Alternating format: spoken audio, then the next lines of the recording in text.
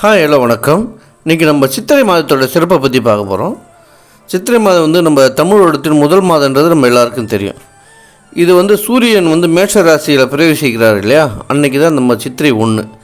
இதுதான் வந்து நம்ம தமிழ் புத்தாண்டாக கொண்டாடுறோம். அன்றைக்கி சித்திரை 1 அன்றைக்கி வந்து நம்ம வந்து யாரை வழிபடலான்னா, நம்ம பித்ருக்கள் வழிபாடு, அதாவது முன்னோர்கள் வழிபடுறது, நம்ம குலதெய்வத்தை வழிபடுறது, மற்றும் வந்து சூரிய பகவானை வழிபடுறது, அதுக்கெல்லாம் சிறந்த நாள்னு கேட்டிங்கன்னா இந்த சித்திரை 1. பிரம்மா வந்து உலகத்தை படைச்சா சொன்னாங்களா, அதுவும் இது சித்திரை 1 தான் படைச்சதாக புராணங்களில் வந்து சொல்கிறாங்க.